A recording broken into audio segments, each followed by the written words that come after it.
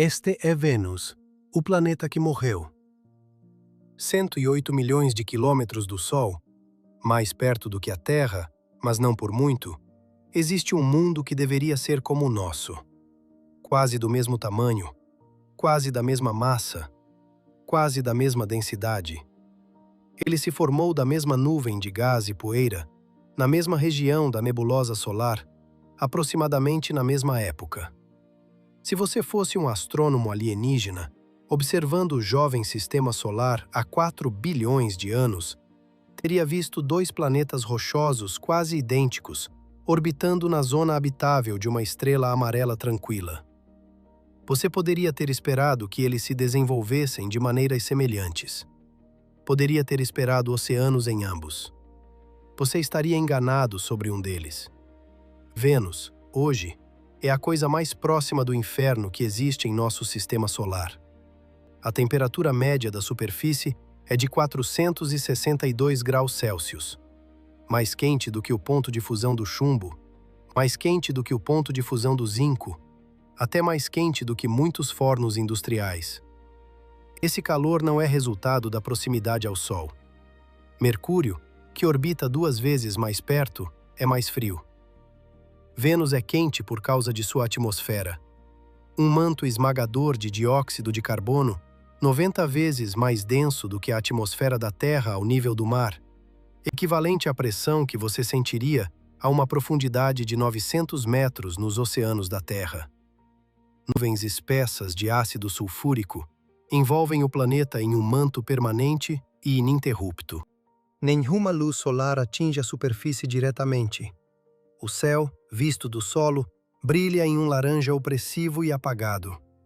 O ar é tão denso que curva a luz como a água, distorcendo o horizonte em formas estranhas e curvadas. E a temperatura é a mesma em todo lugar, no Equador, nos polos, no lado diurno, no lado noturno. Não há estações, não há alívio. Este é um planeta que morreu, e morreu por algo aterradoramente familiar. O mecanismo que transformou Vênus em uma fornalha é o efeito estufa, o mesmo processo físico que aquece a superfície da Terra a temperaturas habitáveis, o mesmo processo que agora, lenta e mensuravelmente, está aquecendo nosso próprio planeta. Em Vênus, o efeito estufa saiu de controle. Ele escapou de toda a regulação. E o resultado foi a destruição completa e irreversível da habitabilidade do planeta. Mas aqui está o que torna a história de Vênus mais do que um mero alerta.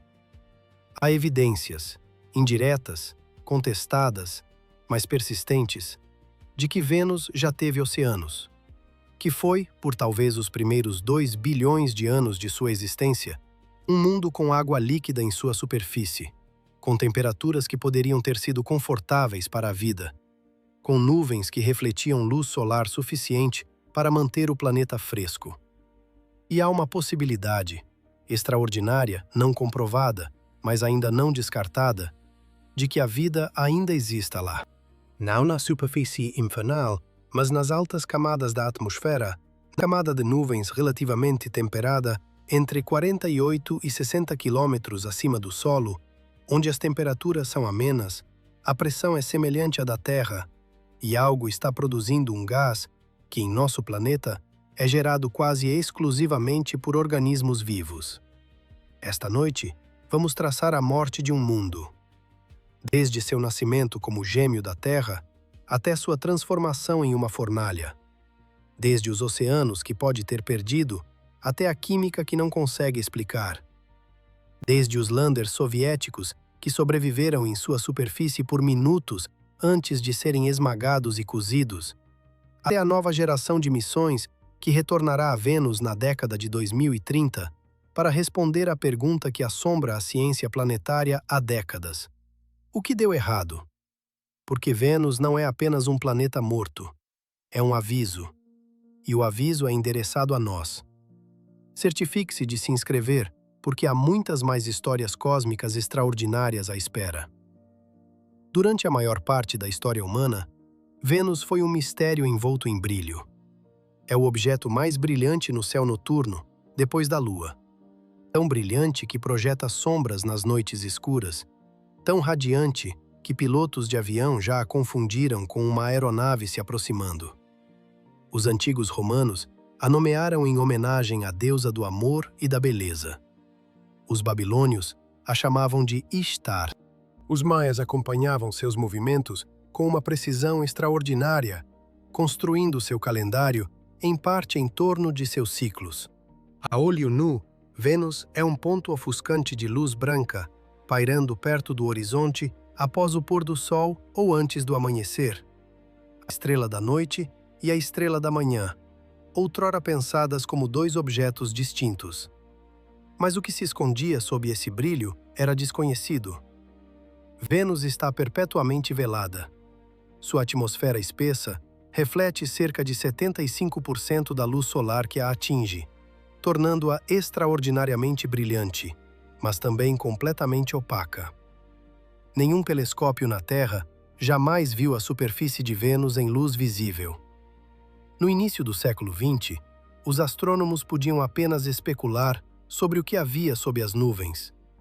Muitos imaginavam um mundo quente e pantanoso, uma versão jovem da Terra, talvez coberta por selvas tropicais e formas de vida primitiva. Escritores de ficção científica povoaram Vênus com florestas exuberantes, vastos oceanos e civilizações exóticas. A verdade, quando veio à tona, foi brutal.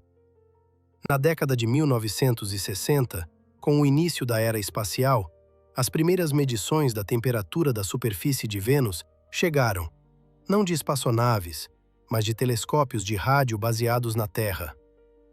As ondas de rádio, ao contrário da luz visível, podem penetrar a camada de nuvens de Vênus. Quando os astrônomos apontaram telescópios de rádio para Vênus e mediram a emissão térmica de sua superfície, encontraram temperaturas muito mais altas do que qualquer um esperava. A superfície estava quente a centenas de graus. O paraíso tropical era uma fornalha. A União Soviética, que havia tornado Vênus uma prioridade em seu programa de exploração planetária, lançou a primeira espaçonave para tentar entrar na atmosfera de Vênus. As primeiras missões Venera 1, a Venera 3, falharam por várias razões técnicas, mas a Venera 4, lançada em 1967, se tornou a primeira espaçonave a transmitir dados com sucesso da atmosfera de outro planeta. Mediu temperaturas ultrapassando 260 graus Celsius antes que o contato fosse perdido, provavelmente a 25 quilômetros da superfície. Cientistas soviéticos inicialmente afirmaram um pouso bem-sucedido, mas análises posteriores mostraram que a sonda havia sido destruída pelo calor e pela pressão muito antes de alcançar o solo. A pressão atmosférica em Vênus era muito maior do que qualquer um havia previsto. As estimativas iniciais sugeriam talvez 20 vezes a pressão da superfície da Terra. O valor real estava mais próximo de 90. Cada missão Venera subsequente revisou os números para cima, revelando uma atmosfera que não era apenas espessa, mas esmagadoramente densa. O ar em Vênus é tão pesado que se comporta quase como um líquido perto da superfície. Caminhar através dele, se tal coisa fosse possível, pareceria menos como andar pelo ar e mais como atravessar água morna. A Venera 7, lançada em 1970, foi o primeiro objeto feito pelo homem a pousar com sucesso em outro planeta e transmitir dados da superfície. Sobreviveu por 23 minutos no solo, registrando uma temperatura de superfície de cerca de 475 graus Celsius e uma pressão de 90 atmosferas antes que suas baterias se esgotassem e o calor destruísse sua eletrônica.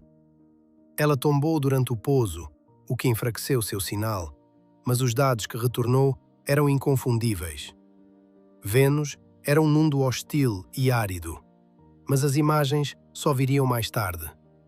Em 1975, a Venera 9 se tornou a primeira espaçonave a retornar fotografias da superfície de outro planeta. A imagem, uma única varredura panorâmica, em preto e branco, granulada pelos padrões modernos, mostrava uma paisagem de rochas angulares espalhadas por uma superfície plana e desolada, iluminada pelo brilho difuso e alaranjado da luz solar, filtrando através da espessa atmosfera.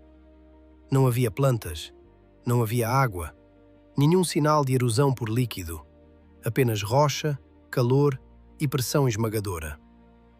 As fotografias das sondas Venera 13 e 14, que pousaram em 1982, foram ainda mais impressionantes.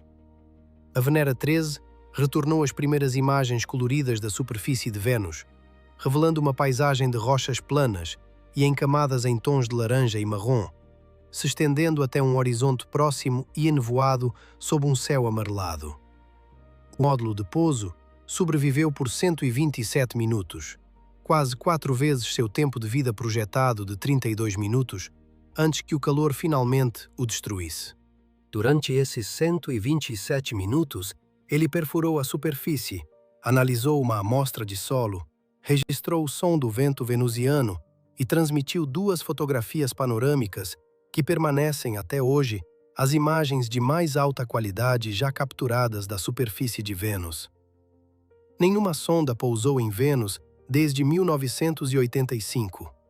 A superfície não foi fotografada em mais de 40 anos.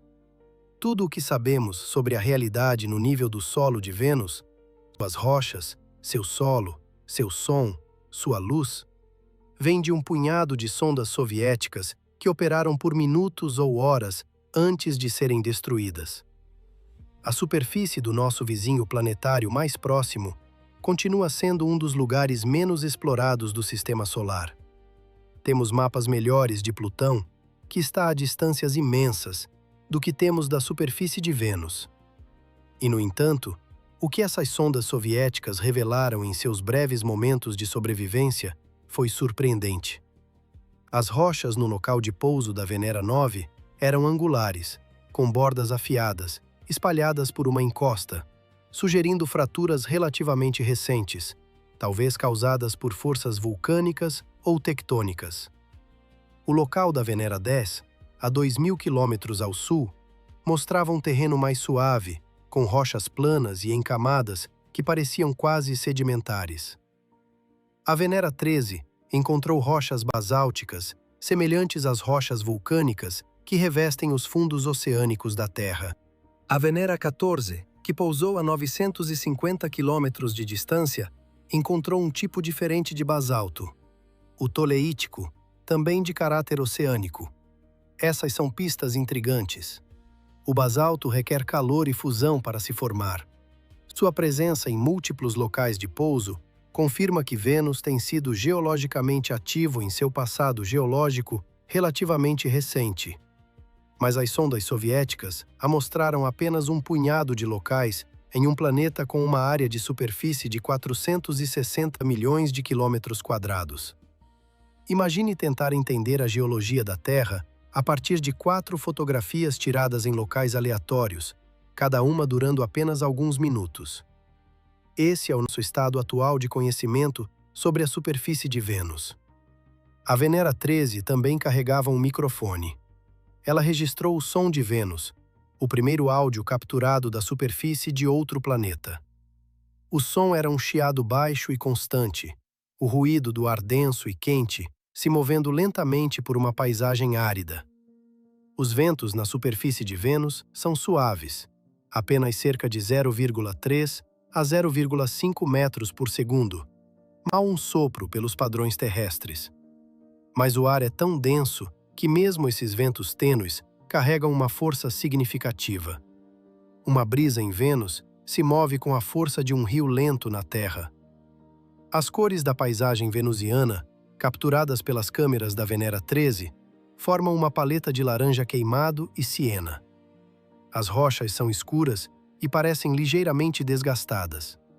O solo é de grão fino. O horizonte está próximo, mais perto do que na Terra, porque Vênus é ligeiramente menor e porque a densa atmosfera dobra a luz para baixo, estendendo o horizonte visível um pouco mais. Mas a névoa limita a visibilidade a poucos quilômetros, no máximo. Você está em uma vasta caverna de ar quente e iluminada por um laranja, vendo apenas um pequeno círculo de chão ao seu redor, sabendo que além da névoa, existe um mundo inteiro que você não pode ver. Para entender como Vênus se tornou o que é, precisamos voltar ao começo, a formação do Sistema Solar interno, há cerca de 4,5 bilhões de anos, quando o Sol era jovem e os planetas ainda estavam se formando a partir dos destroços da nebulosa solar. Vênus e Terra se formaram na mesma vizinhança. Elas se condensaram a partir de materiais semelhantes, silicatos, ferro, níquel e compostos voláteis trazidos por impactos de asteroides e cometas. Seus tamanhos são notavelmente próximos. O diâmetro de Vênus é de 12.104 quilômetros, em comparação com os 12.742 da Terra, uma diferença de apenas cerca de 5%. Suas massas também são similares. Vênus possui cerca de 82% da massa da Terra. Se você estivesse construindo um planeta e quisesse fazer uma cópia da Terra, Vênus seria um excelente primeiro rascunho. No início do Sistema Solar, antes que as atmosferas se divergissem, antes que a água fosse perdida, antes que o carbono fosse rearranjado, os dois planetas eram tão idênticos quanto a natureza permitia. Eles se formaram a partir de anéis vizinhos do disco protoplanetário, separados por apenas algumas dezenas de milhões de quilômetros, uma distância trivial na escala do Sistema Solar. Eles se acumularam em taxas semelhantes, alcançaram tamanhos parecidos e sofreram bombardeios similares dos detritos restantes da formação planetária. Ambos os planetas estavam quase certamente cobertos por oceanos de magma logo após sua formação. Superfícies fundidas com milhares de quilômetros de profundidade, mantidas líquidas pela enorme energia liberada durante a acreção e pelo efeito de cobertura de atmosferas primordiais espessas de vapor e dióxido de carbono. Ambos os planetas teriam esfriado ao longo de milhões de anos, seus oceanos de magma solidificando, suas atmosferas se condensando. E aqui, talvez, é onde os caminhos começaram a se divergir. Na Terra, o resfriamento prosseguiu o suficiente para que o vapor d'água se condensasse e chovesse da atmosfera, formando os primeiros oceanos. Assim que a água líquida existiu na superfície, o ciclo carbonato-silicato pôde começar, retirando o dióxido de carbono da atmosfera e aprisionando-o nas rochas. A atmosfera se afinou. O efeito estufa enfraqueceu. A superfície esfriou ainda mais. Um clima estável e habitável emergiu. Em Vênus, mais próximo do Sol, recebendo mais energia solar, o resfriamento pode não ter avançado tanto. O oceano de magma pode ter persistido por mais tempo. A atmosfera pode ter permanecido quente e espessa demais para que a água se condensasse. Nos cenários mais pessimistas, Vênus nunca teve oceanos superficiais. Nasceu quente e permaneceu quente. Nos cenários mais otimistas, esfriou o suficiente para que oceanos se formassem, mas a janela de habitabilidade foi eventualmente fechada pelo Sol, que se tornava mais brilhante. Qual cenário é o correto continua sendo uma das questões mais importantes não resolvidas na ciência planetária. Mas havia uma diferença crítica desde o início: a distância do Sol. Vênus orbita a cerca de 108 milhões de quilômetros do Sol, em comparação com os 150 milhões da Terra. Essa diferença, cerca de 42 milhões de quilômetros, ou aproximadamente 28% mais perto, pode parecer modesta. Mas em termos de energia solar recebida, é significativa. Vênus recebe cerca de 1,9 vezes mais radiação solar do que a Terra. Quando os planetas eram jovens, essa diferença era menor. O jovem Sol era cerca de 25 a 30% mais fraco do que é hoje, um fenômeno conhecido como o paradoxo do jovem Sol fraco. Mas mesmo com um Sol mais fraco, Vênus era mais quente do que a Terra. E à medida que o Sol lentamente se tornava mais brilhante ao longo de bilhões de anos, esse calor se tornou uma sentença de morte. A história da morte de Vênus é, em essência, uma história sobre água. No início do Sistema Solar, tanto Vênus quanto Terra quase certamente receberam quantidades semelhantes de água, trazidas por cometas, por asteroides ricos em água e pelas próprias rochas das quais os planetas se formaram. Modelos climáticos sugerem que o Vênus primitivo, com um Sol mais fraco e cobertura de nuvens suficiente, poderia ter mantido água líquida em sua superfície por até 1 a 2 bilhões de anos. Alguns modelos mostram oceanos rasos, outros mostram algo mais próximo de um mundo aquático. A profundidade exata e a extensão dos antigos oceanos de Vênus permanecem incertas, mas as evidências químicas de que eles existiram estão escritas na atmosfera. A peça central da evidência é o deutério. O deutério é um isótopo pesado do hidrogênio, um átomo de hidrogênio que contém um nêutron extra, tornando-o cerca de 2 vezes mais massivo que o hidrogênio comum. Quando as moléculas de água são expostas à radiação ultravioleta nas camadas altas da atmosfera de um planeta, elas podem ser quebradas, dissociadas, em seus átomos constituintes de hidrogênio e oxigênio. Os átomos de hidrogênio comuns, mais leves, têm maior probabilidade de escapar para o espaço, levados pelo vento solar ou pela sua própria velocidade térmica. Já os átomos de deutério, sendo 2 vezes mais massivos, têm mais chances de permanecer aprisionados pela gravidade do planeta. Ao longo de bilhões de anos, essa fuga seletiva enriquece a atmosfera em deutério em relação ao hidrogênio. A razão entre deutério e hidrogênio, a razão de barra H, torna-se uma assinatura forense da perda de água. Quanto mais água um planeta perdeu, maior será a razão de sobre H no vapor de água atmosférico restante. Em Vênus, a razão de sobre H é extraordinária. Medições do orbitador Pioneer Venus, no início da década de 1980, revelaram que a atmosfera de Vênus é enriquecida em deutério por um fator de aproximadamente 100 a 150 vezes em comparação com os oceanos da Terra. Dados mais recentes da missão Venus Express da Agência Espacial Europeia, que orbitou Vênus de 2006 a 2014, descobriram que o enriquecimento aumenta dramaticamente com a altitude, alcançando entre 200 e 1.500 vezes a razão da Terra em altitudes entre 65 e 110 km. Esse enriquecimento extremo é uma prova irrefutável.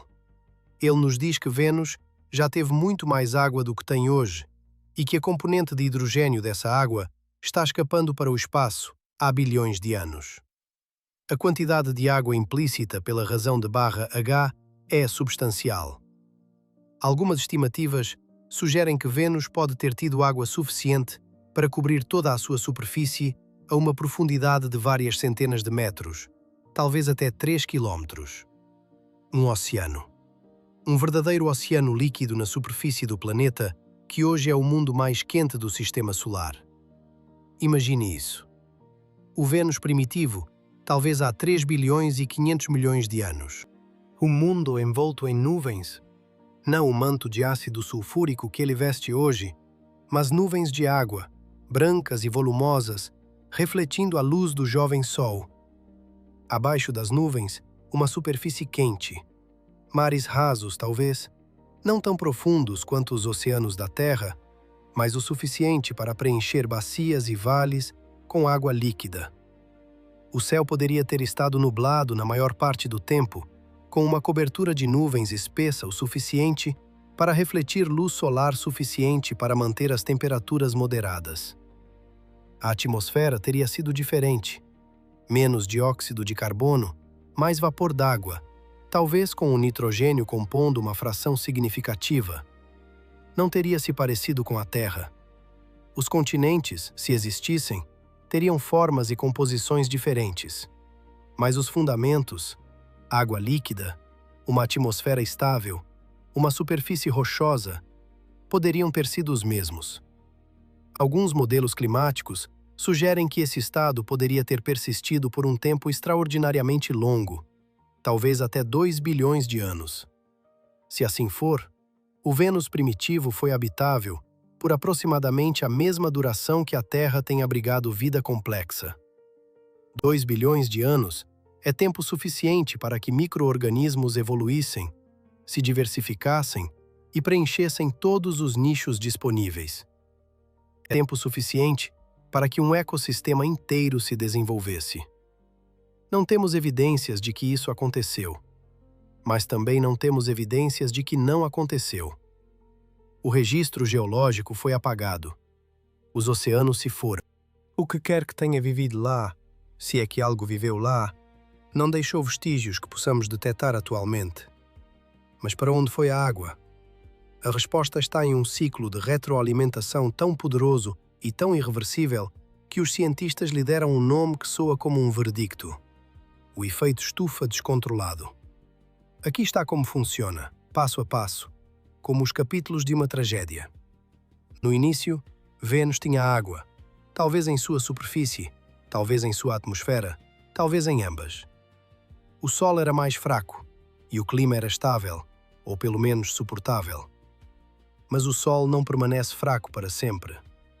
Ao longo de centenas de milhões de anos, à medida que o hidrogênio se funde em hélio no núcleo solar, o Sol se torna lenta e continuamente mais brilhante. Cerca de 1% mais brilhante a cada 100 milhões de anos. Imperceptível em escalas de tempo humanas, implacável em escalas geológicas. À medida que o Sol se tornava mais brilhante, Vênus aquecia. A água na superfície começou a evaporar mais rapidamente. O vapor d'água é um poderoso gás de efeito estufa, muito mais eficaz, molécula por molécula, do que o dióxido de carbono em aprisionar radiação infravermelha. À medida que mais vapor d'água entrava na atmosfera, esta aprisionava mais calor, o que causava mais evaporação, que por sua vez aprisionava mais calor. Este é um ciclo de retroalimentação positiva, um sistema que amplifica suas próprias mudanças. Na Terra, esse ciclo de retroalimentação é regulado. Quando muita água evapora, nuvens se formam. As nuvens são brilhantes. Elas refletem a luz do Sol de volta ao espaço, resfriando o planeta. A chuva remove água da atmosfera e a devolve à superfície. O sistema oscila em torno de um equilíbrio. O ciclo de retroalimentação está presente, mas controlado. Em Vênus, não havia controle. Em algum momento, e o momento exato ainda é debatido, o ciclo de retroalimentação ultrapassou um limiar. A taxa de evaporação superou a capacidade de qualquer mecanismo de resfriamento para compensar. As temperaturas da superfície subiram além do ponto de ebulição da água. Os oceanos, se existissem, começaram a ferver. Lentamente ao longo de milhões de anos, embora o processo geral possa ter levado centenas de milhões, mas de forma inexorável, sem qualquer mecanismo para reverter a tendência. Uma vez que a água estava na atmosfera, estava condenada. Nas camadas superiores da atmosfera de Vênus, acima das camadas de nuvens protetoras, a radiação ultravioleta do Sol quebrava as moléculas de água. Os átomos de hidrogênio, leves e energéticos, escapavam para o espaço. O oxigênio, mais pesado e lento, permanecia para trás, mas não se acumulava. Em vez disso, era absorvido pelas rochas da superfície, oxidando os minerais na superfície de Vênus. Ao longo de bilhões de anos, praticamente toda a água original de Vênus foi dissipada. O hidrogênio perdido para o espaço, o oxigênio consumido pelas rochas. Os oceanos evaporaram. As moléculas de água foram destruídas, o hidrogênio escapou e Vênus ficou com o que tem hoje. Uma atmosfera contendo apenas cerca de 30 partes por milhão de vapor d'água em baixas altitudes, aproximadamente 150 mil vezes menos água do que existe em camadas comparáveis da atmosfera da Terra. Um estudo de 2024 da Universidade de Cambridge propôs que o interior de Vênus é extremamente seco, muito mais seco do que o manto da Terra, sugerindo que o planeta pode nunca ter tido água interna suficiente para fornecer um grande oceano superficial em primeiro lugar. Isso desafia a narrativa de longa data de que Vênus teve oceanos por bilhões de anos. Os pesquisadores argumentaram que o enriquecimento de D/H poderia ser mantido por um processo de estado estacionário, em vez de exigir um imenso oceano antigo. Mas mesmo sob essa interpretação, Vênus perdeu de forma inequívoca toda a água que um dia teve através da fuga atmosférica, e o mecanismo, o efeito estufa descontrolado, permanece o mesmo. E havia outro fator amplificador: o dióxido de carbono. Na Terra, o dióxido de carbono é continuamente reciclado entre a atmosfera, os oceanos e as rochas, através de um processo chamado ciclo carbonato-silicato. A água da chuva dissolve o CO2 da atmosfera, formando um ácido fraco que erode as rochas silicatadas. O carbono dissolvido é transportado para os oceanos, onde é incorporado em minerais carbonatados e eventualmente subduzido no manto através da tectônica de placas. Este ciclo atua como um termostato, regulando a temperatura da superfície da Terra ao longo de escalas de tempo geológicas. Na Terra, esse ciclo opera há pelo menos 3 bilhões e 500 milhões de anos. Ele sobreviveu a eras do gelo, erupções supervulcânicas, extinções em massa e impactos de asteroides. Ele manteve o planeta habitável através de mudanças na luminosidade solar, na configuração dos continentes e na composição atmosférica que teriam sido fatais sem ele. É, sem dúvida, o processo mais importante que sustenta a vida na Terra. Mais crucial do que a fotossíntese, mais essencial do que a camada de ozônio, mais vital do que o campo magnético. Sem o ciclo carbonato-silicato, a Terra teria congelado ou queimado há muito tempo. Em Vênus, quando a água desapareceu, o termostato quebrou. Sem água líquida, não havia chuva. Sem chuva, não havia intemperismo químico das rochas silicatadas. Sem o intemperismo, o dióxido de carbono não poderia ser removido da atmosfera. Enquanto isso, o vulcanismo continuava a bombear CO2 para o ar, assim como acontece na Terra, mas sem um mecanismo para removê-lo. O dióxido de carbono se acumulou, e se acumulou, e se acumulou. Hoje, a atmosfera de Vênus é composta por 96,5% de dióxido de carbono, com uma massa atmosférica total cerca de 90 vezes maior que a da Terra. A quantidade de dióxido de carbono na atmosfera de Vênus é aproximadamente equivalente à totalidade do carbono armazenado nas rochas e oceanos da Terra. O carbono está presente em ambos os planetas. Na Terra, ele está seguro, guardado nas pedras e nos mares. Em Vênus, ele está todo no ar. Para compreender a magnitude disso, considere um experimento mental. Imagine liberar cada molécula de dióxido de carbono armazenada no calcário da Terra, em seus sedimentos oceânicos, em suas reservas de carvão e petróleo e em rochas carbonatadas. Cada átomo de carbono foi lentamente e meticulosamente sequestrado ao longo de 4 bilhões de anos de intemperismo e biologia. E liberar tudo isso na atmosfera de uma só vez. O resultado seria uma atmosfera muito semelhante à de Vênus. A pressão aumentaria, a temperatura subiria, os oceanos evaporariam. Dentro de um período geologicamente breve, a Terra se tornaria um segundo Vênus. Isso não é uma previsão, é uma afirmação sobre química. As matérias-primas para uma atmosfera venusiana existem na Terra, agora mesmo, trancadas nas rochas sob nossos pés. A diferença entre nosso céu e o céu de Vênus não é a composição, é a configuração. É onde o carbono está localizado. E em Vênus, ele está no pior lugar possível. O efeito estufa em Vênus é tão poderoso que ele eleva a temperatura da superfície em cerca de 500 graus Celsius, acima do que seria sem uma atmosfera. O efeito estufa natural da Terra aumenta a temperatura da superfície em cerca de 33 graus. De um gélido menos 18 Celsius para um confortável mais 15. O efeito estufa de Vênus é 15 vezes mais forte. É o efeito estufa mais extremo de qualquer planeta conhecido, incluindo os Júpiter quentes que orbitam perto de suas estrelas, pois esses mundos são aquecidos principalmente pela proximidade com sua estrela e não pelo aprisionamento atmosférico. Em Vênus, a atmosfera faz o trabalho. A atmosfera é a fornalha, e uma vez que a fornalha foi acesa, não havia como apagá-la. Esse é o horror central da história de Vênus. O mesmo elemento, carbono, existe em quantidades comparáveis em ambos os mundos. A diferença está em onde ele se encontra.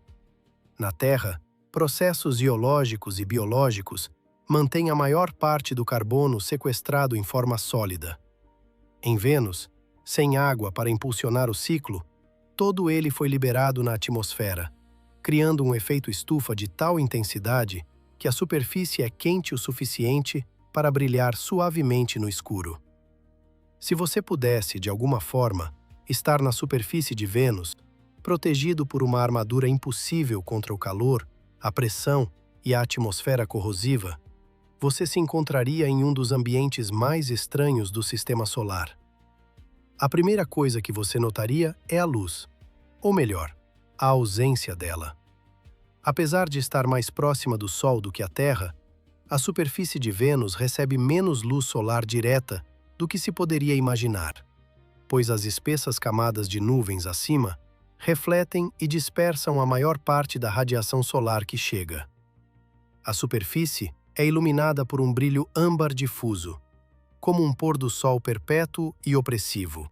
Em um dia claro na Terra, a iluminação na superfície é de cerca de 100.000 lux. Em Vênus, pode variar de 1.000 a 5.000 lux, comparável a um dia muito nublado, mas com uma qualidade monocrômica e estranha. Tudo é banhado em laranja. O céu acima não seria azul. Ele teria um tom profundo de amarelo alaranjado, escurecendo em um vermelho acastanhado no zênite.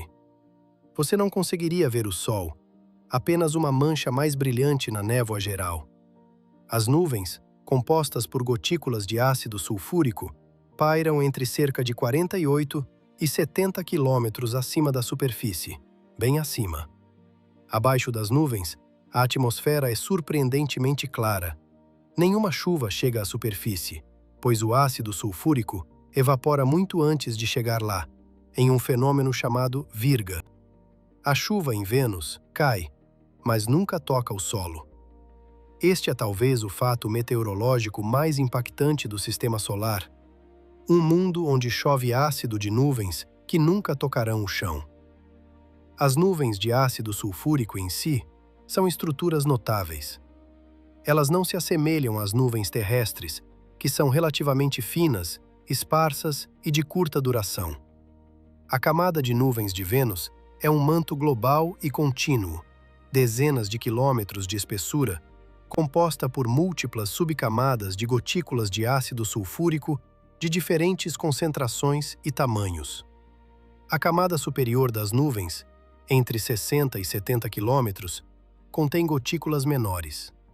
As camadas média e inferior contêm gotículas maiores e um ácido mais concentrado.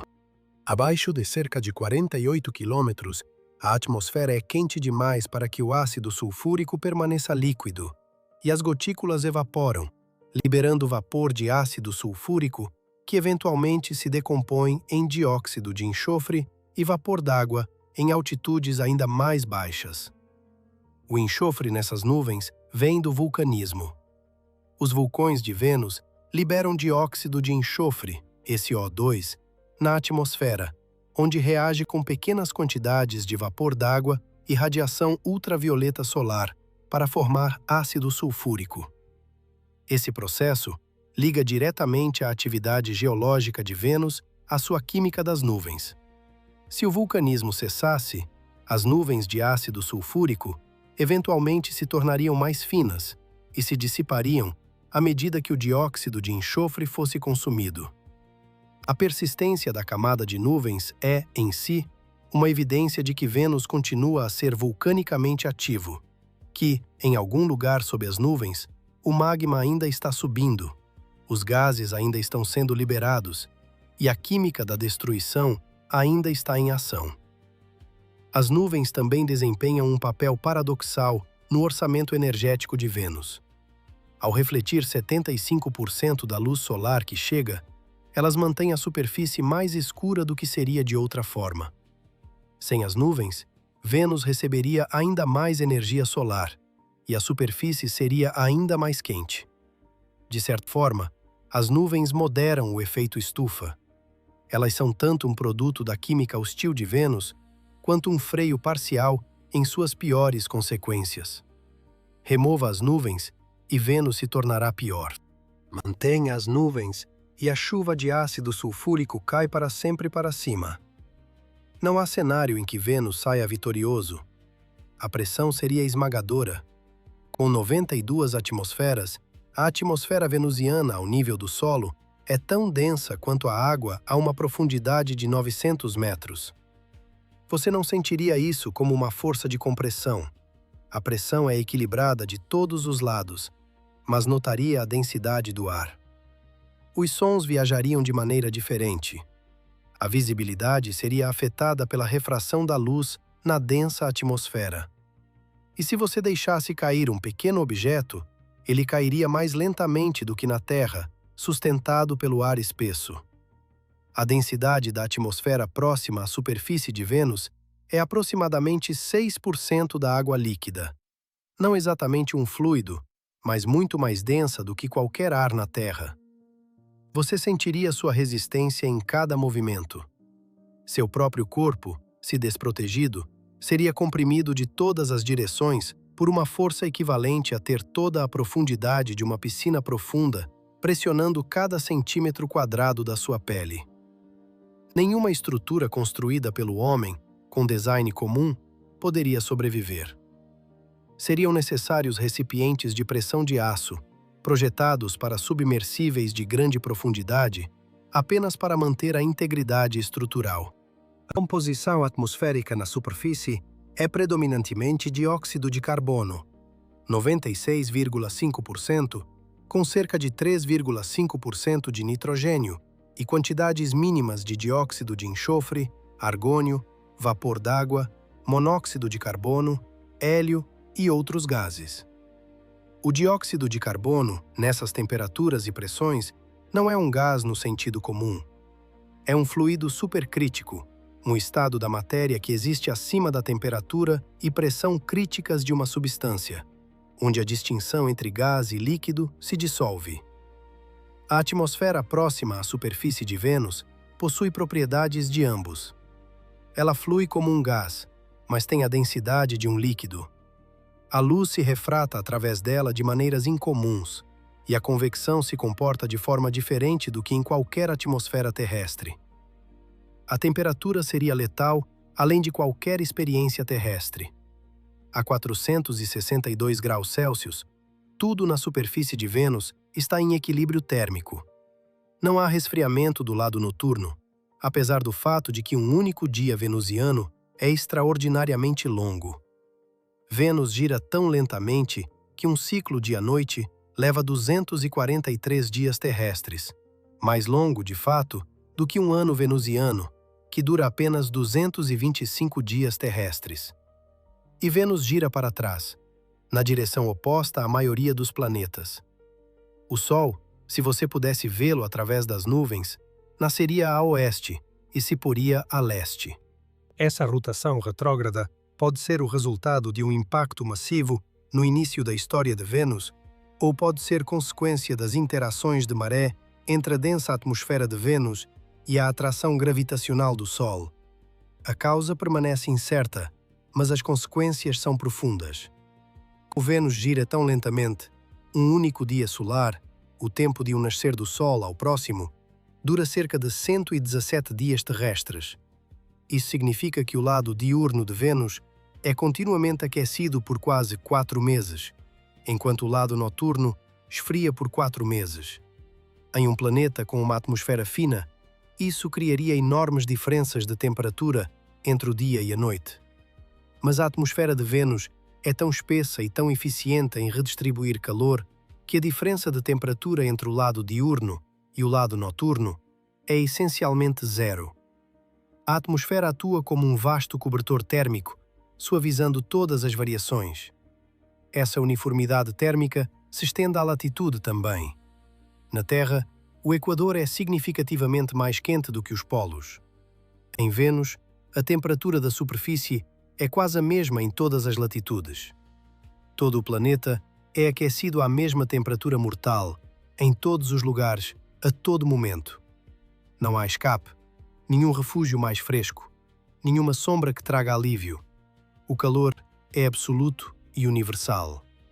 Os padrões de vento na superfície de Vênus são, por assim dizer, bastante calmos, sem gradientes de temperatura significativos para impulsionar a circulação ao nível do solo. Os ventos superficiais raramente ultrapassam 1 metro por segundo, uma brisa suave que mal se notaria na Terra. No entanto, a densa atmosfera confere a esses ventos tênues um poder surpreendente. Características esculpidas pelo vento, yardangs, faixas de vento e formações semelhantes a dunas, são visíveis nas imagens de radar da Magalhães, evidências de que até mesmo as suaves brisas da superfície de Vênus podem moldar a paisagem ao longo de milhões de anos. A superfície, como revelado pelo orbitador de radar Magalhães no início dos anos 1990 e pelos landers soviéticos Venera, é dominada por vastas planícies vulcânicas. Cerca de 80% da superfície de Vênus é coberta por suaves planícies de lava basáltica, pontuadas por grandes estruturas vulcânicas. A missão Magalhães, que orbitou Vênus de 1990 a 1994, mapeou 98% da superfície utilizando radar de abertura sintética, uma técnica que pode penetrar as densas nuvens e captar imagens do solo através da atmosfera. Os mapas resultantes revelaram um mundo de extraordinária diversidade geológica. Existem enormes vulcões em escudo, alguns com centenas de quilômetros de diâmetro. Há também as coronae, características circulares ou ovais, tipicamente com 200 a 300 quilômetros de diâmetro, formadas pela ascensão e subsequente colapso de material quente do manto sob a crosta. Existem longos canais sinuosos que se estendem por milhares de quilômetros pelas planícies, alguns dos canais mais longos do Sistema Solar, esculpidos por fluxos de lava de viscosidade extremamente baixa, possivelmente lavas ultramáficas, mais quentes e fluidas do que qualquer uma encontrada na Terra moderna. Há domos em forma de panqueca, estruturas vulcânicas de topo plano, sem paralelo na Terra, formadas quando lava espessa e viscosa se ergueu através da crosta e se espalhou antes de solidificar. E existem os aracnoides, estranhas características semelhantes a aranhas, com fraturas radiantes, únicas em Vênus, cuja origem ainda é debatida. Mais de 1.600 vulcões principais foram identificados em Vênus, mais do que em qualquer outro planeta do Sistema Solar. Alguns são enormes. O Maat Mons se eleva a cerca de 8 quilômetros acima do terreno circundante, comparável em altura aos maiores vulcões da Terra. Mas o vulcanismo em Vênus é diferente do da Terra. Vênus parece não ter tectônica de placas. O sistema de placas crustais rígidas que recicla a superfície da Terra através de subducção, expansão e colisão.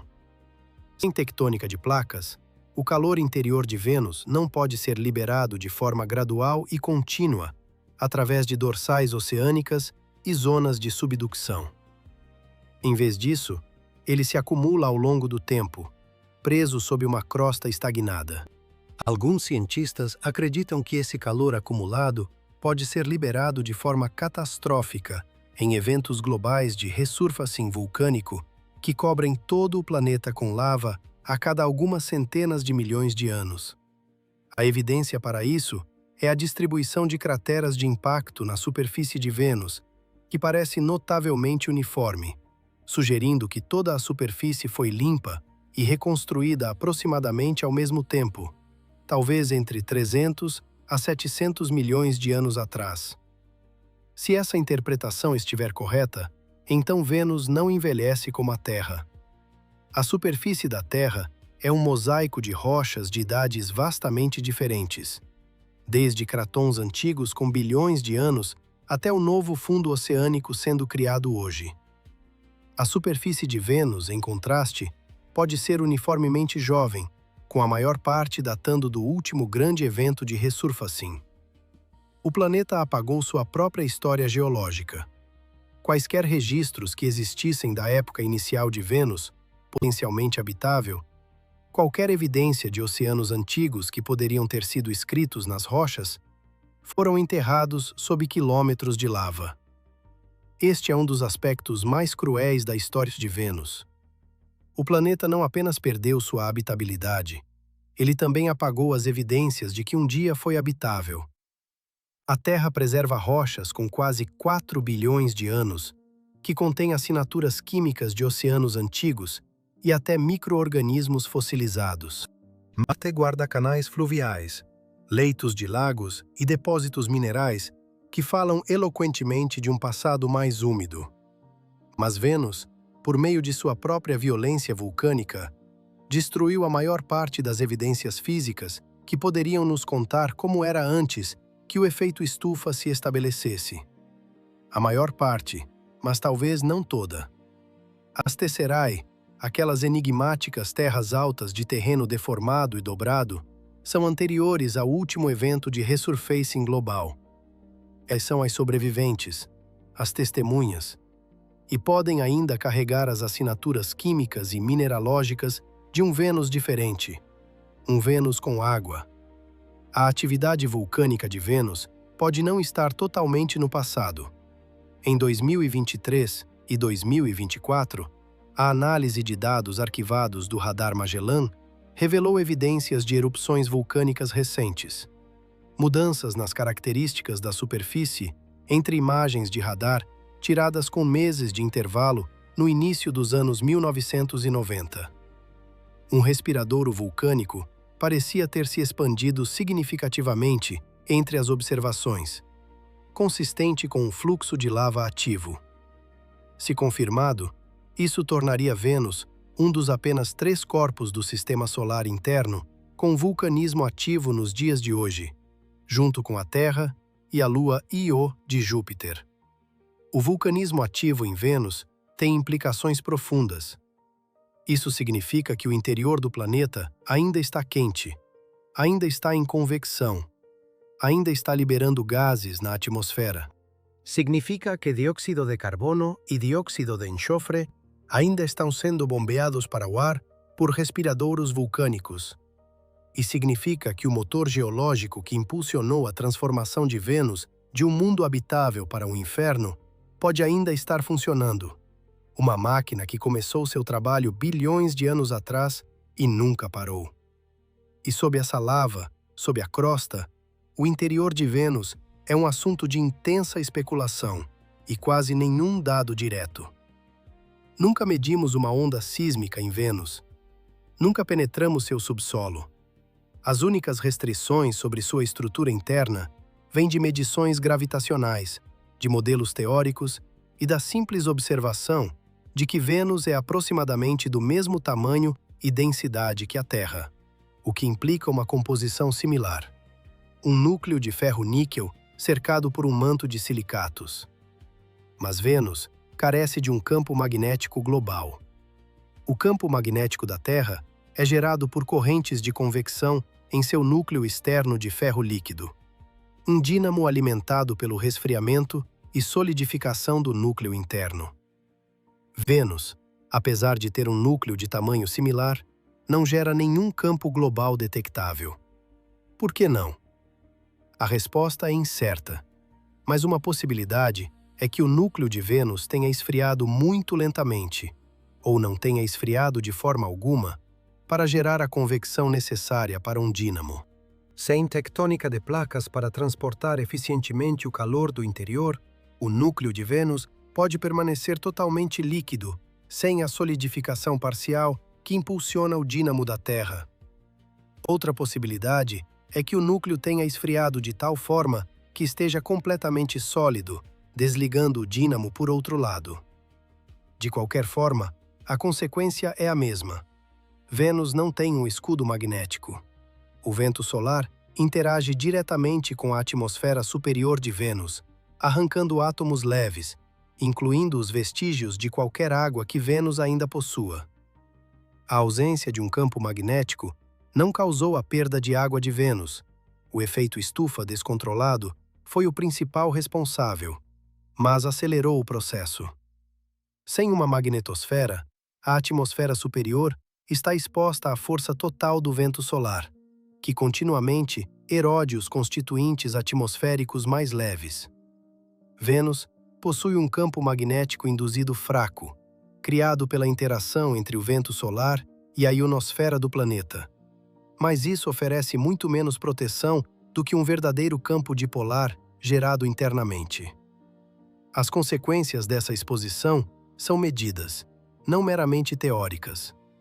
O satélite Venus Express detectou fluxos de íons de hidrogênio e oxigênio escapando do lado noturno de Vênus, levados pelo vento solar. A proporção de hidrogênio que escapa em relação ao oxigênio é de aproximadamente 2:1, exatamente a relação que se esperaria da dissociação das moléculas de água. Vênus está perdendo água em tempo real, molécula por molécula, dividida pela luz solar e levada pelo vento solar. Esse processo ocorre há bilhões de anos e continuará até que os últimos vestígios de vapor d'água desapareçam. Quanto de água ainda resta? Muito pouco. A atmosfera atual contém apenas cerca de 30 partes por milhão de vapor d'água perto da superfície, aproximadamente 100.000 vezes menos do que a atmosfera da Terra em altitudes comparáveis. Se toda a água na atmosfera de Vênus fosse condensada na superfície, formaria uma camada global de apenas cerca de 3 centímetros de profundidade. Para comparação, os oceanos da Terra, se espalhados uniformemente, cobririam o planeta a uma profundidade de cerca de 2.700 metros. Vênus perdeu praticamente toda a sua água. O pouco que resta é um vestígio, um fantasma, um eco final de oceanos que desapareceram há bilhões de anos. Mesmo hoje, espaçonaves mediram íons de hidrogênio e oxigênio escapando da atmosfera superior de Vênus em uma proporção que é consistente com a dissociação e perda contínua de moléculas de água. Vênus ainda está perdendo água, gota a gota, átomo por átomo. O pouco que resta está sendo lentamente arrancado para o espaço. Em meio a todas as evidências de morte, há uma pista de algo mais. Algo que se recusa a ser totalmente explicado. Em setembro de 2020, uma equipe de astrônomos, liderada por Jane Greaves, da Universidade de Cardiff, anunciou a detecção de fosfina, pH3, na camada de nuvens de Vênus, a altitudes em torno de 55 quilômetros acima da superfície. A detecção foi feita usando observações espectroscópicas do telescópio James Clerk Maxwell, no Havaí, e do Atacama Large Millimeter Array, no Chile. A abundância reivindicada foi de aproximadamente 20 partes por bilhão, uma quantidade ínfima, mas profundamente intrigante. A fosfina é significativa porque, na Terra, é produzida quase exclusivamente por processos biológicos, por micro-organismos anaeróbicos que reduzem fosfato em ambientes pobres em oxigênio. É encontrada em pântanos, nos intestinos de animais e em certos processos industriais. Na atmosfera rica em oxigênio de um planeta rochoso, a fosfina é termodinamicamente instável. Deveria ser destruída rapidamente pela oxidação. Sua presença requer uma fonte contínua. Nos gigantes gasosos, Júpiter e Saturno, a fosfina é produzida nas profundezas da atmosfera por química de alta pressão e arrastada para cima pela convecção. Mas em um planeta rochoso como Vênus, onde a atmosfera é esmagadoramente oxidante, nenhum processo químico abiótico conhecido pode produzir fosfina nas quantidades reivindicadas. O anúncio gerou enorme empolgação e enorme controvérsia. Dentro de semanas, outros grupos de pesquisa contestaram os resultados, argumentando que o sinal espectral atribuído à fosfina poderia, na verdade, ser causado pelo dióxido de enxofre, um componente comum e bem compreendido da atmosfera de Vênus. Observações subsequentes de outros telescópios falharam em reproduzir a detecção. O debate se tornou acalorado, pessoal e, às vezes, amargo. Mas a história não terminou com a controvérsia. Em 2024, a equipe de Greaves publicou novos dados do Array de Atacama, utilizando observações adicionais e técnicas de análise aprimoradas. Os novos resultados novamente detectaram fosfina, e desta vez, os pesquisadores argumentaram que poderiam descartar o dióxido de enxofre como um contaminante. Eles também encontraram evidências tentativas de amônia, outro gás que, na atmosfera hiperácida de Vênus, é difícil de explicar por meio da química conhecida. A amônia é interessante porque, se presente, poderia neutralizar o ácido sulfúrico nas gotículas de nuvem, criando condições muito menos hostis à química orgânica do que o ácido sulfúrico puro. Enquanto isso, Rakesh Mogul, da Universidade Politécnica Estadual da Califórnia, reanalisou dados da sonda Pioneer Venus da NASA, que entrou na atmosfera em 1978. Ele encontrou evidências de fosfina na camada profunda de nuvens, em concentrações compatíveis com observações mais recentes. Esses dados estavam arquivados há mais de 4 décadas, sem que ninguém os notasse. Em uma linha de pesquisa separada, cientistas do MIT testaram se os blocos básicos da vida, os aminoácidos, poderiam sobreviver em ácido sulfúrico concentrado, em concentrações semelhantes às encontradas nas nuvens de Vênus. Para a surpresa geral, descobriram que 19 aminoácidos permaneceram estáveis por até 4 semanas. A estrutura molecular desses blocos fundamentais da vida estava intacta. O ácido sulfúrico, ao que parece, não é o solvente universal que todos acreditavam. Parte da química da vida pode ser possível mesmo nos ambientes mais hostis que Vênus tem a oferecer. Nada disso prova que a vida existe em Vênus. A detecção de fosfina continua sendo contestada. A detecção de amônia é ainda preliminar. Os experimentos de estabilidade dos aminoácidos foram realizados em condições laboratoriais e não nas nuvens venusianas reais. Além disso, existem explicações alternativas: fotocinemática desconhecida, processos vulcânicos, reações envolvendo partículas de poeira, que poderiam potencialmente produzir fosfina sem qualquer biologia envolvida. Em 2024, um novo caminho abiótico foi proposto: um processo fotocatalítico no qual a radiação ultravioleta impulsiona reações em partículas de poeira mineral ácida na alta atmosfera de Vênus, potencialmente produzindo fosfina sem a necessidade de biologia. Se confirmado, esse caminho enfraqueceria a hipótese de uma fonte biológica. Mas esse caminho ainda não foi validado experimentalmente e seu rendimento previsto de fosfina não foi demonstrado como compatível com as concentrações observadas. O debate sobre a fosfina ilumina um problema mais profundo. Não entendemos a química atmosférica de Vênus o suficiente para identificar com confiança o que deveria ou não estar lá. Se não conseguimos prever a composição química do planeta mais próximo da Terra, como podemos interpretar as atmosferas de exoplanetas a centenas de anos-luz de distância? A descoberta da fosfina, seja ela biológica ou não, revelou a profundidade da nossa ignorância sobre a química de Vênus. E a ignorância, na ciência, não é um fracasso, é uma fronteira. Mas a possibilidade não foi eliminada. O simples fato de que não podemos descartá-la, de que não podemos afirmar com confiança, não, isso definitivamente não é vida, é uma declaração notável sobre os limites do nosso conhecimento. A camada de nuvens de Vênus, situada entre aproximadamente 48 e 60 quilômetros acima da superfície, é um dos ambientes mais intrigantes do Sistema Solar. Nessas altitudes, a temperatura varia de cerca de 0 a 60 graus Celsius, bem dentro da faixa tolerada por micro-organismos extremófilos na Terra. A pressão é de aproximadamente 1 atmosfera, essencialmente a mesma que ao nível do mar na Terra. Há líquido, gotículas de ácido sulfúrico, sim, mas ainda assim líquido. Há energia, luz solar acima das nuvens, energia química dentro delas. Existem dióxido de carbono, nitrogênio e vestígios de vapor d'água e compostos de enxofre que poderiam servir como substratos metabólicos.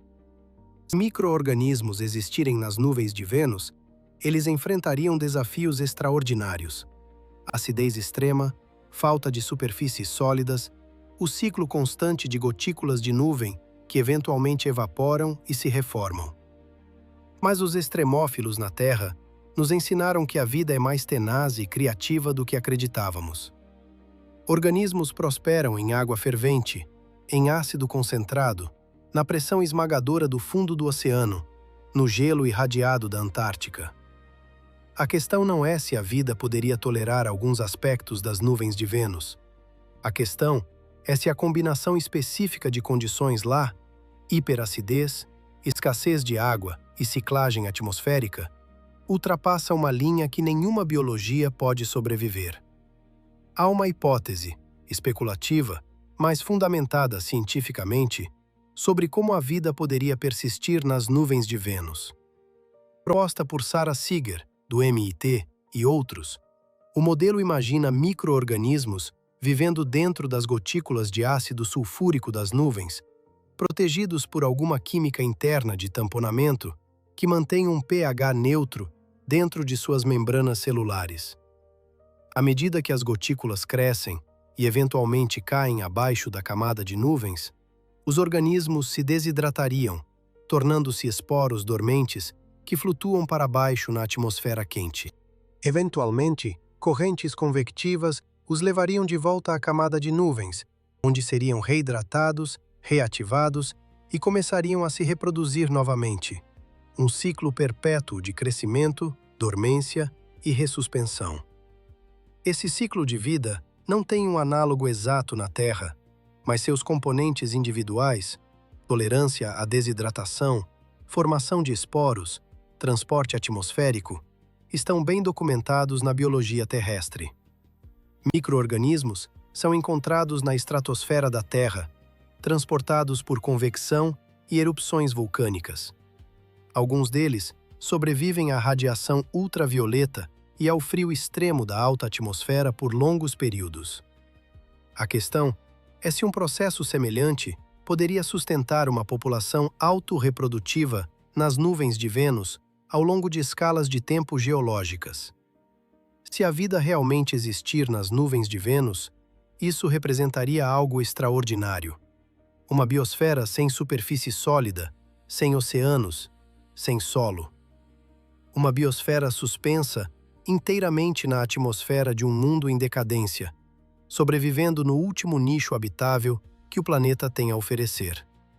Seria, no sentido mais literal, vida à beira do abismo. Não sabemos. E não saberemos até que possamos ir lá e olhar. A história de Vênus é também uma história sobre a Terra, sobre o que nosso planeta pode se tornar. A comparação é desconfortável, e deve ser. Vênus e Terra começaram como gêmeas. Formaram-se a partir do mesmo material. Ocupam órbitas adjacentes na zona habitável da mesma estrela.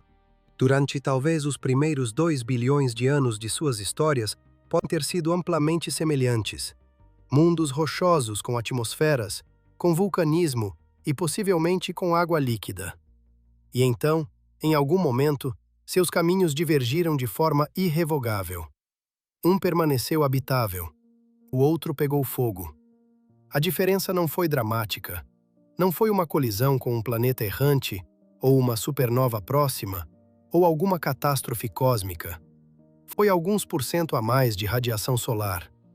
Uma órbita ligeiramente mais próxima. Um ciclo de retroalimentação que, em um planeta, permaneceu controlado e no outro, saiu do controle. Na Terra, O ciclo do carbono atua como um termostato. Quando o planeta aquece, a intemperização química das rochas acelera, removendo mais dióxido de carbono da atmosfera e resfriando o planeta. Quando o planeta esfria, a intemperização desacelera e o CO2 vulcânico se acumula, aquecendo-o novamente. Esse ciclo de retroalimentação negativa manteve a temperatura da Terra dentro da faixa necessária para a água líquida na maior parte dos últimos 4 bilhões de anos. Não é perfeito. Houve eras do gelo e períodos de aquecimento extremo, mas nunca falhou de forma catastrófica. Em Vênus, o termostato quebrou, e a quebra foi permanente. Uma vez que a água se foi, o ciclo do carbono não pôde reiniciar. O planeta ficou preso em um novo estado, uma estufa quente, seca e dominada pelo CO2, do qual não há retorno natural. Isso poderia acontecer com a Terra? Não em qualquer escala de tempo relevante para a civilização humana, como consequência das mudanças climáticas causadas pelo homem.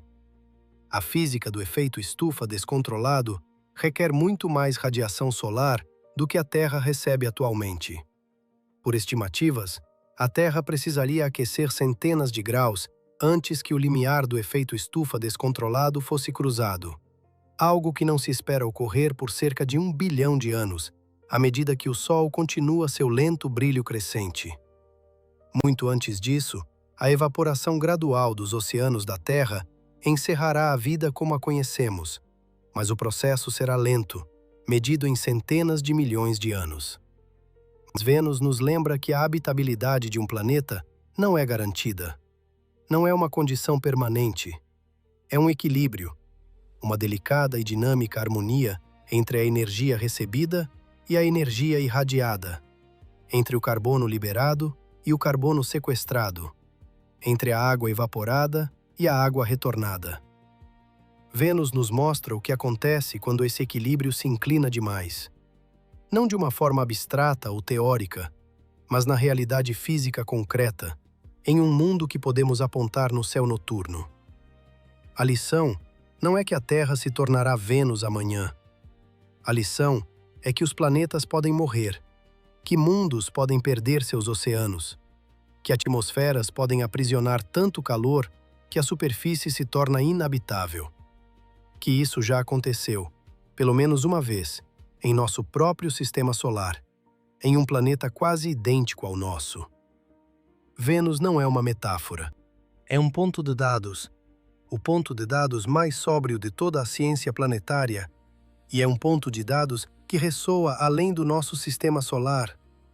À medida que os astrônomos descobrem planetas rochosos nas zonas habitáveis de outras estrelas, eles enfrentam uma questão fundamental. Quantos desses planetas são terras e quantos são Vênus?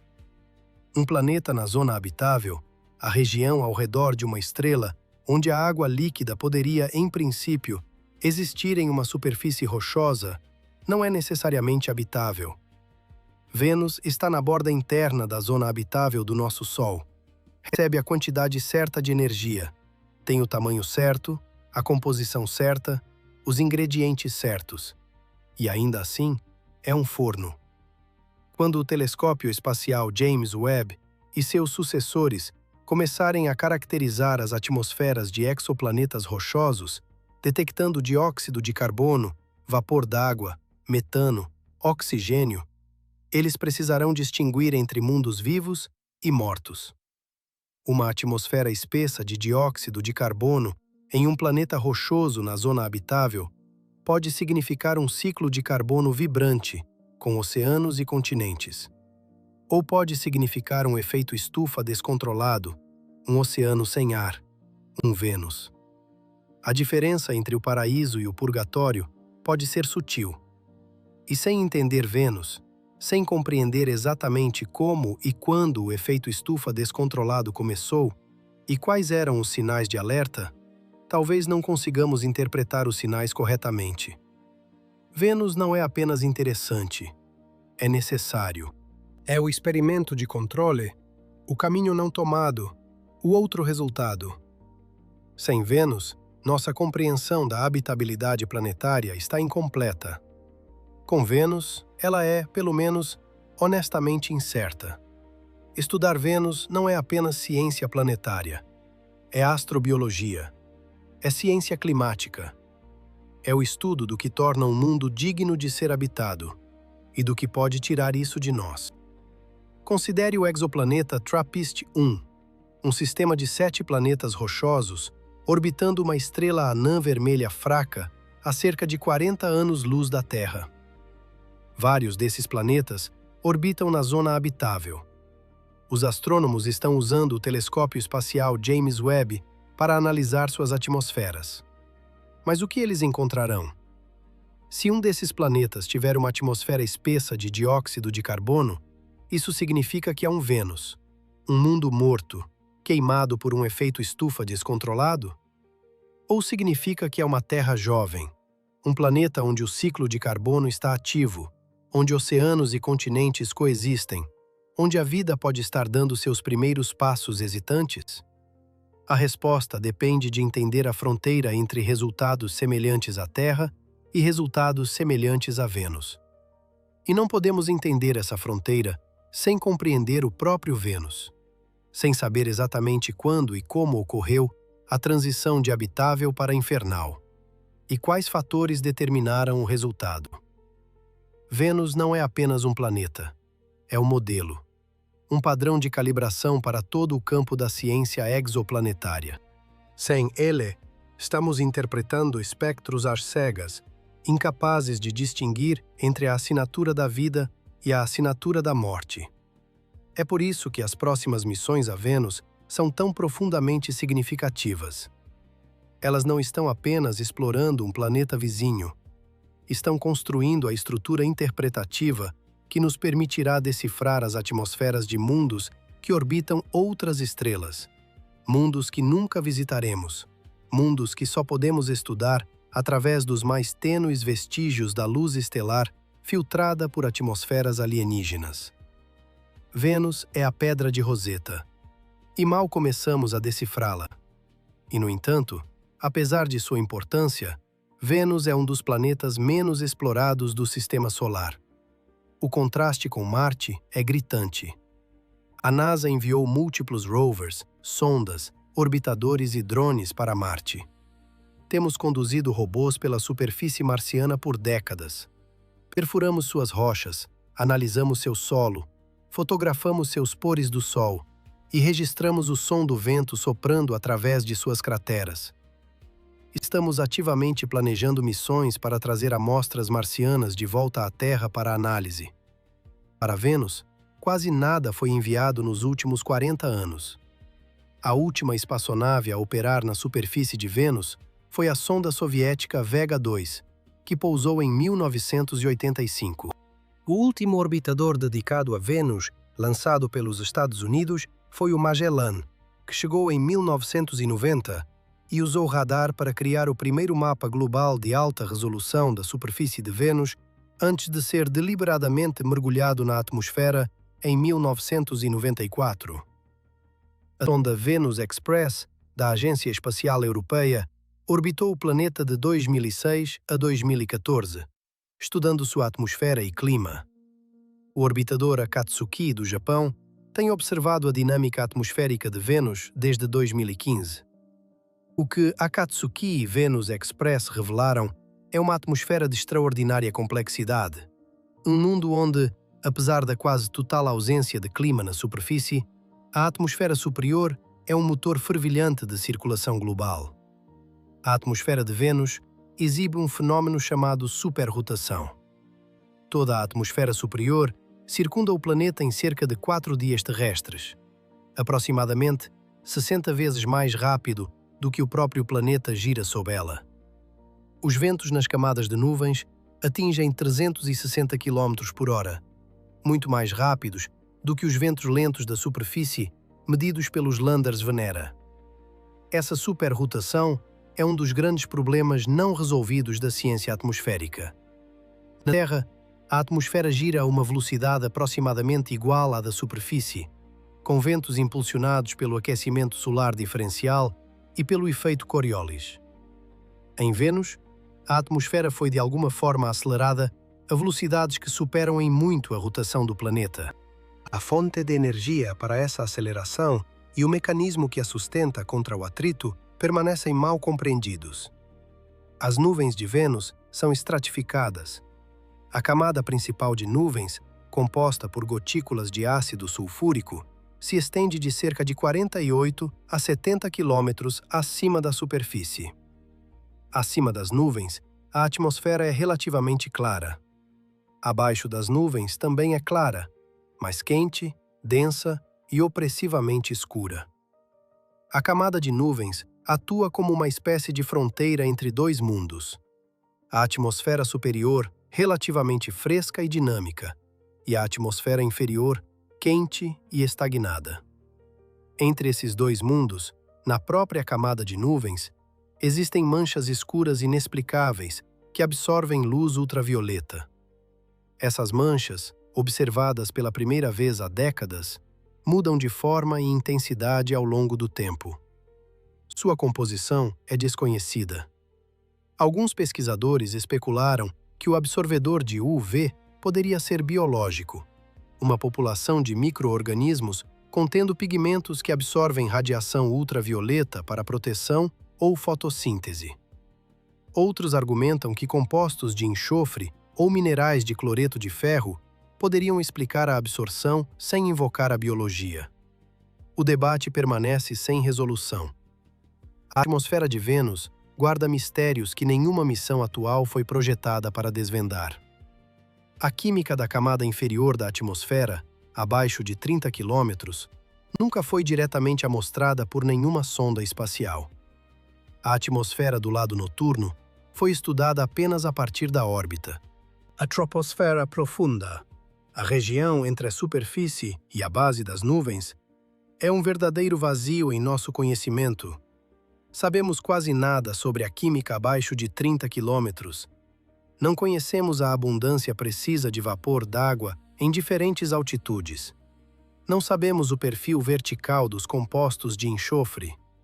Não temos certeza se gases traço como monóxido de carbono, sulfeto de hidrogênio ou sulfeto de carbonila se comportam como nossos modelos prevêem. A atmosfera profunda de Vênus é o maior reservatório químico inexplorado de qualquer planeta no sistema solar interno. O sonda de descida do Da Vinci mudará isso.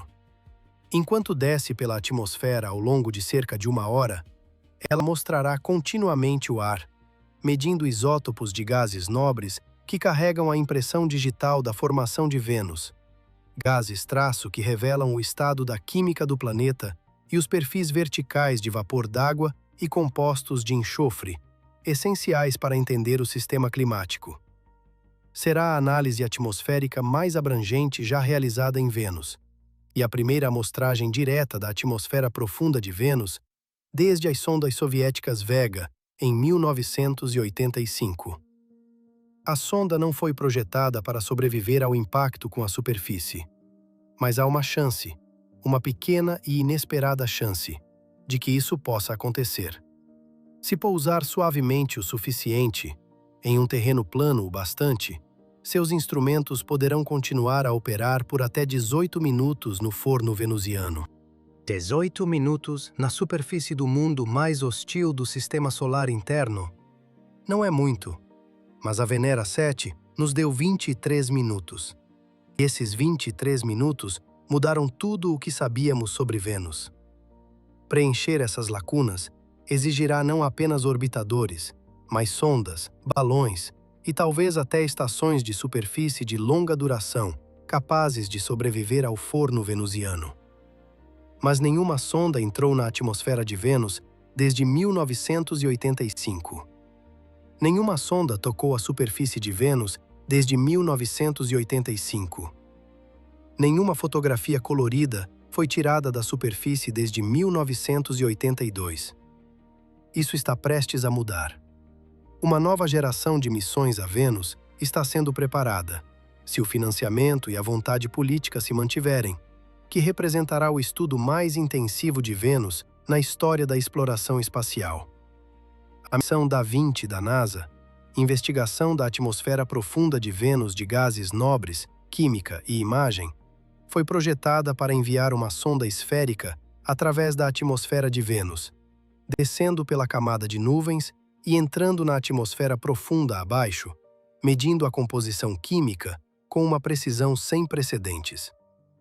A sonda analisará gases nobres e seus isótopos, que carregam impressões digitais de como a atmosfera se formou e evoluiu, e tirará fotografias de alta resolução das Tesserae, o terreno mais antigo e geologicamente complexo de Vênus, durante sua descida. O Da Vinci está atualmente programado para um lançamento no final de 2030, com a sonda entrando na atmosfera de Vênus no início de 2033.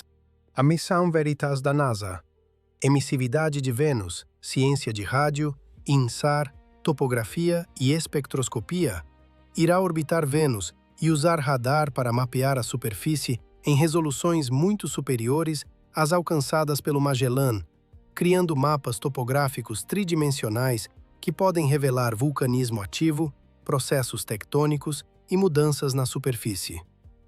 Está planejada para lançamento não antes de 2031, embora seu futuro seja incerto em meio a pressões orçamentárias.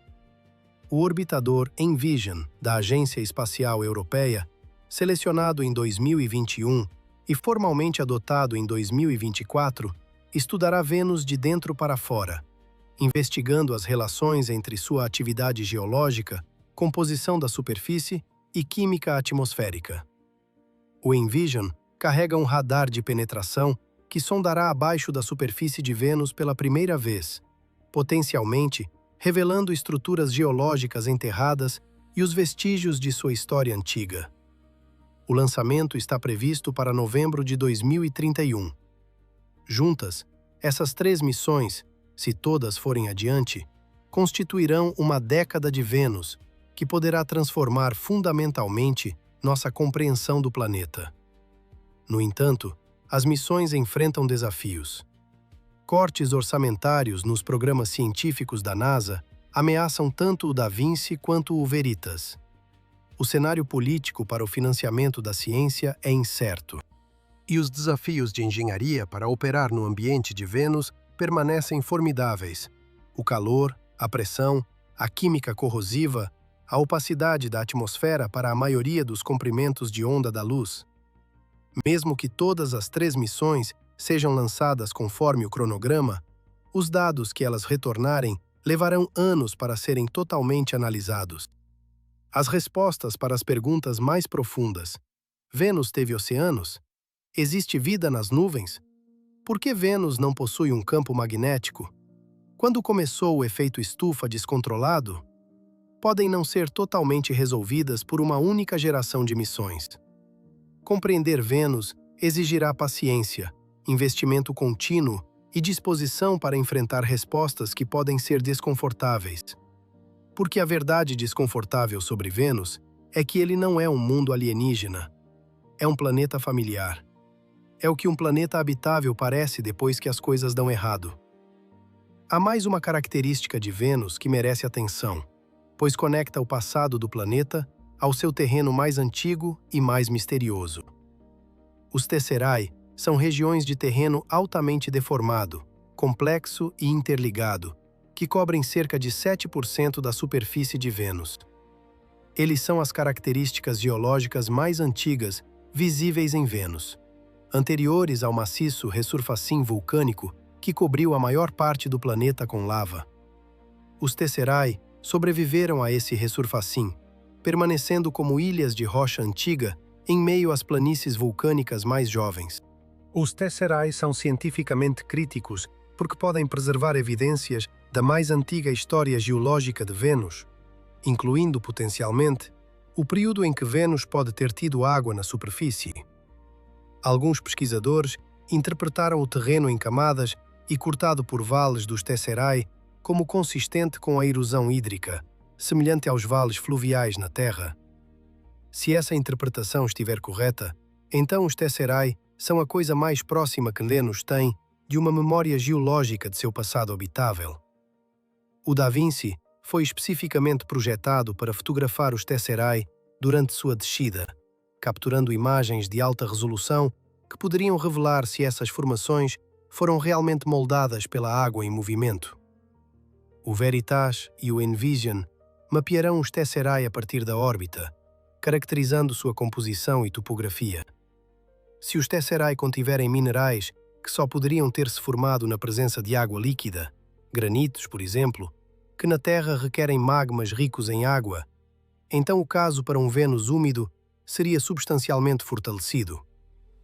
Os Tesserae são nomeados a partir da palavra grega para azulejos, uma referência à sua aparência blocada e interligada nas imagens de radar. Eles são altamente deformados, com múltiplos conjuntos de fraturas, dobras e cristas, cruzando-se em diferentes ângulos, sugerindo uma história complexa de compressão e extensão. Alguns Tesserae se elevam vários quilômetros acima das planícies circundantes, formando platôs elevados. Outros aparecem como blocos isolados, cercados por fluxos de lava mais jovens, como ilhas em um mar congelado. A composição dos Tesserae é uma das questões mais prementes na ciência de Vênus. Na Terra, diferentes tipos de rocha se formam sob diferentes condições. O basalto se forma a partir de erupções em dorsais oceânicas e pontos quentes vulcânicos. É escuro, denso e rico em ferro. O granito se forma na presença de água. Sua formação requer magmas ricos em água que derretem parcialmente a crosta continental. Se os Tesserae se revelarem de composição granítica, isso seria uma forte evidência de que Vênus já teve água líquida em sua superfície, pois o granito não pode se formar sem ela. Existem indícios intrigantes. Observações no infravermelho próximo, a partir de órbita, detectaram anomalias de emissividade em algumas regiões de Tessera que são consistentes com composições félsicas, semelhantes ao granito, em vez das composições basálticas encontradas nas planícies vulcânicas. No entanto, as medições são indiretas, realizadas através da espessa atmosfera, e a interpretação é incerta. As missões Veritas e Envision irão medir essas assinaturas de emissividade com muito mais precisão e resolução espacial, potencialmente resolvendo essa questão. Há também a questão do que se encontra sob as Tesserae. O radar de penetração subsuperficial da Envision, o primeiro instrumento desse tipo enviado a Vênus, irá sondar até 1 quilômetro abaixo da superfície. Se leitos de rios antigos, leitos de lagos ou outras características esculpidas pela água existirem sob as planícies de lava, o radar pode detectá-las. Seria como realizar uma escavação arqueológica em escala planetária, desenterrando a história enterrada de um mundo que tentou apagar seu próprio passado. As Tesserae são as testemunhas mais antigas de Vênus, e elas podem conter a chave para responder à pergunta mais fundamental sobre o planeta. Vênus já foi verdadeiramente vivo? Afaste-se agora das proporções químicas, dos cronogramas das missões e das pressões atmosféricas, e considere o que Vênus significa. Aqui está um planeta que nasceu ao lado da Terra, na mesma nuvem, ao mesmo tempo, da mesma poeira. Um mundo que pode ter conhecido chuva, rios e o reflexo das nuvens em águas calmas. Um mundo onde, por 1 bilhão de anos ou mais, as condições podem ter sido suaves o suficiente para que a vida emergisse e persistisse. E então, através de um processo tão simples e implacável quanto o lento brilho de uma estrela, perdeu tudo. A água ferveu, o hidrogênio escapou, o carbono foi liberado, o termostato quebrou, e o que restou foi um inferno que persiste por mais tempo do que qualquer civilização na Terra existiu. Vênus não morreu em um cataclismo. Morreu lentamente, por graus, através de um processo que começou de forma tão suave que, se alguém estivesse lá para observar, talvez não tivesse notado por milhões de anos. O aquecimento teria sido gradual. As secas teriam sido intermitentes. As tempestades teriam se intensificado, depois diminuído, e então se intensificado novamente. Os oceanos teriam encolhido, as praias teriam recuado, e quando a tendência se tornasse inconfundível, já seria irreversível. Essa é a tragédia de Vênus. Não que tenha morrido de forma violenta, mas que morreu silenciosamente. Não que tenha sido destruído de fora, mas que foi consumido de dentro. Pela mesma física que torna a Terra habitável, operando em uma intensidade ligeiramente diferente, em uma localização ligeiramente diferente, com um resultado ligeiramente diferente.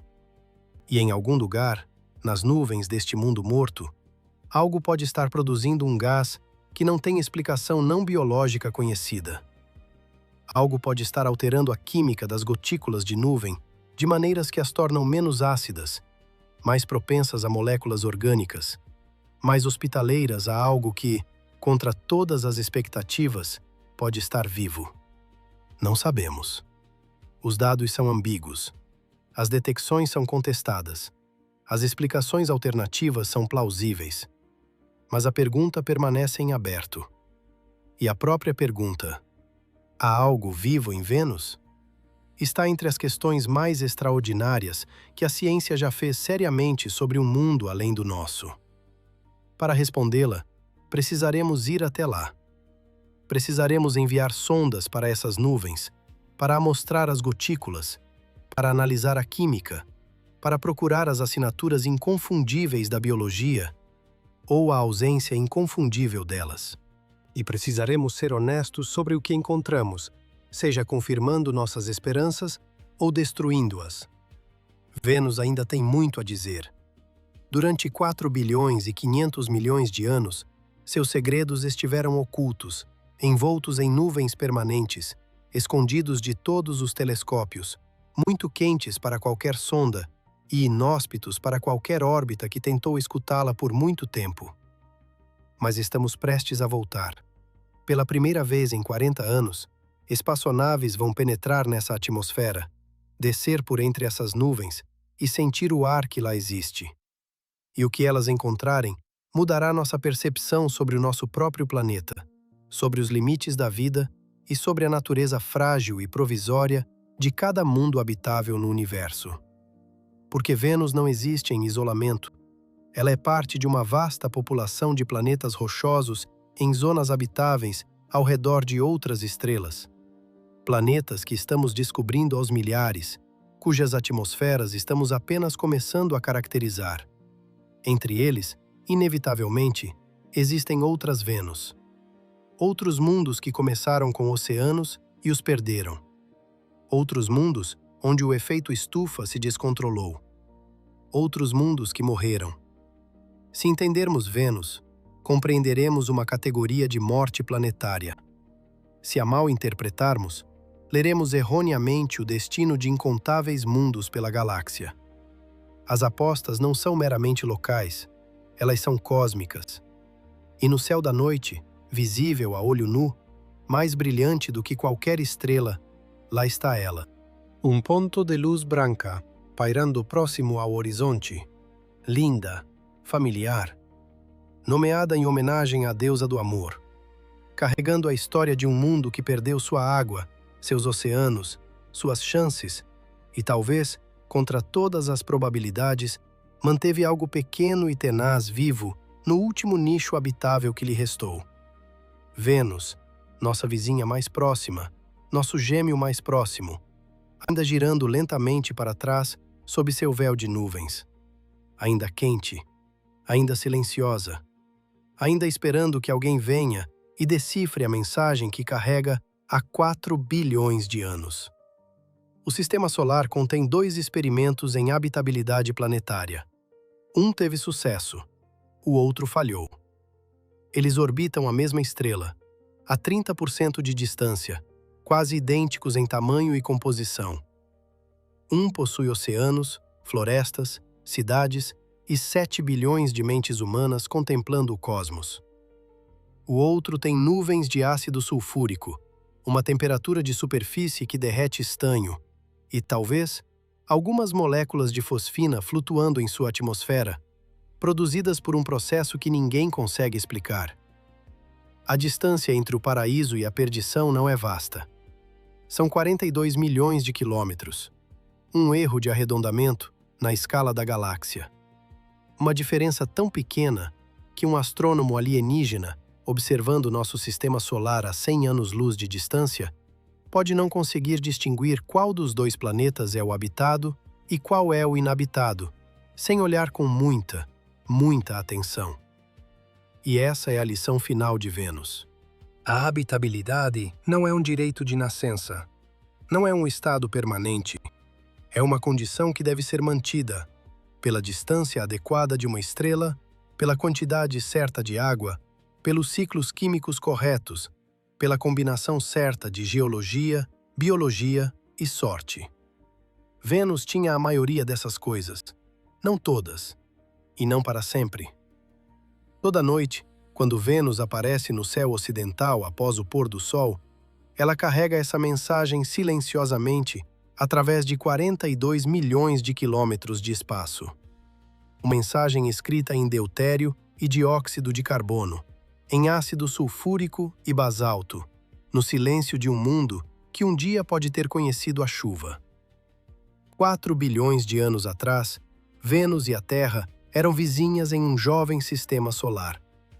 Ambas tinham atmosferas, ambas tinham calor, ambas podem ter tido água. E então uma delas perdeu tudo. Não por violência externa, mas por química interna, através da lenta, paciente e irreversível acumulação de consequências. Encontramos Vênus no céu antes de a descobrirmos através de um telescópio. Nomeamos o planeta antes de realmente compreendê-lo. Imaginamos selvas e oceanos sob suas nuvens antes de enviarmos nossa primeira sonda para se chocar contra seu forno infernal. E quando a verdade se revelou, quando as temperaturas indicaram 460 graus, quando as leituras de pressão mostraram 90 atmosferas, quando a proporção de deutério contou a história de um oceano que fervia e se perdeu no espaço, a verdade se mostrou mais dura e mais significativa do que qualquer fantasia. E quanto mais atentamente ouvimos, mais ela se revela.